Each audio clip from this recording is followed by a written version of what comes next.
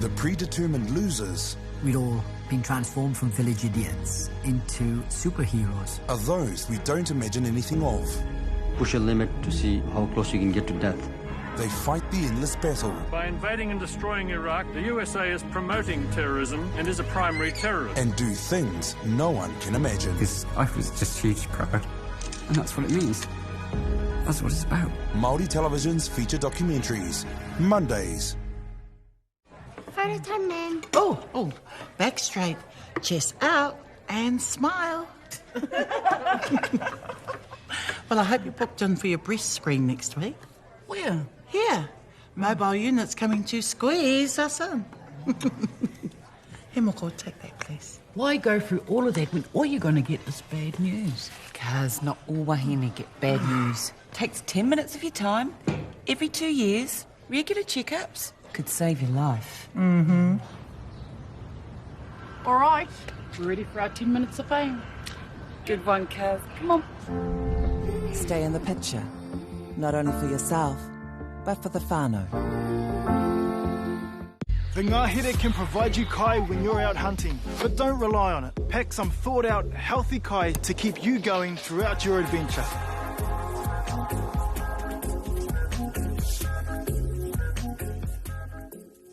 All the sass, Technicalities, stick in. Wairua, ngākau, whakangaho, tuatahi. all the mahi. All you have to do is learn your bracket and do your schoolwork. We've come to the party, you fellas need to do the same. All the pressure. This is it. This is the main one. We're just over 15 days from departure and you're already topping the board. And all the aroha. They made me the most happiest, most proudest tuna, and I'll never forget that. The Puna, Wednesday at 8, then on demand.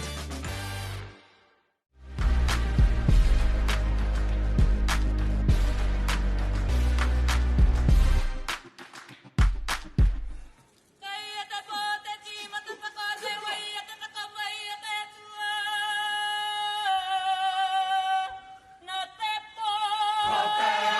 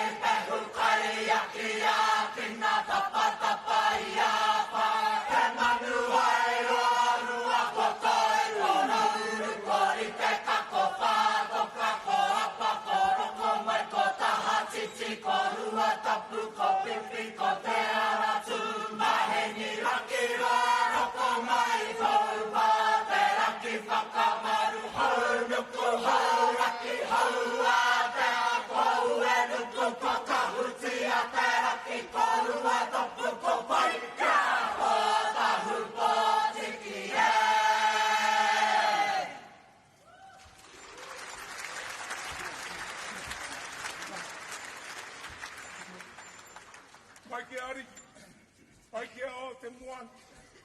Ai ko tana whakatū, ko paheni, ko tana whakatū, ko nanaia. Aka puta ki waho, ko praurangi tēnei tuake. Ai te mihi rākia koutou tēnei wa. Ko prau koa, ko hamo te wahine koa. Ako tahu koa, ako hamo anō te wahine koa. Nā hipoki, ko ina ki a tātou katoa, a whānui tonu, a tēnā koutou, a tēnā tātou katoa. Mai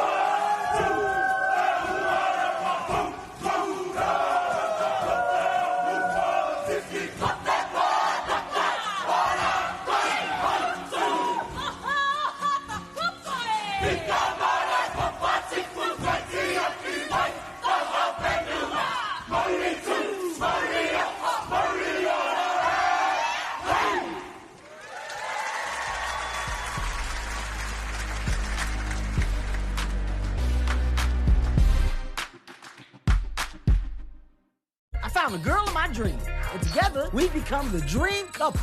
Life couldn't be any better until I knocked her up. This ain't mine. Go long. Whoa. All right. Real Husbands of Hollywood, Tuesday on Māori television. Hey, Scott, check out my new reel. Hey, Mig, check out my new wheels. Oh, yes. Want to win this Harley? All hires at Hirepool before the end of June go into the draw to win this brand new Harley-Davidson Roadster. So get into Hirepool. They've got all the gear for all the jobs.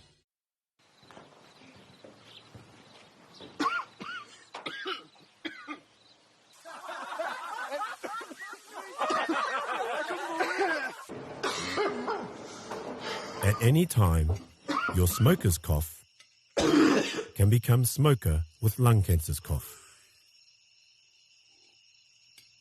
The time to quit is now. Take the first step. Text QUIT to 4006. It's all about being Māori. A time to refresh. The waves of the future are going to keep biting hard. A time to reflect. We're thinking about how do we be the best kaitiaki that we can be. It makes you really think about what your impact is on your whenua and your moana. A time to celebrate Māori excellence. Ko tātou oranga kai roto I te reo Māori. Ngā whetū o Matariki 2018.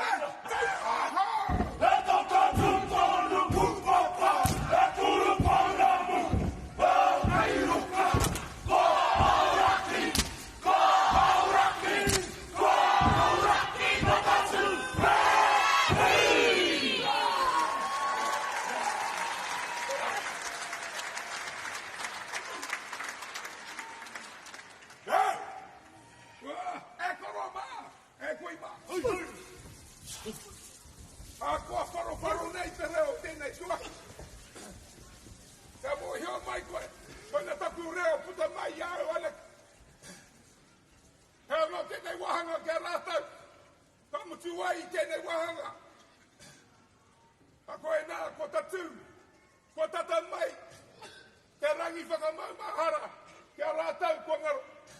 Rātau I haere atu I te pakanga tuatahi.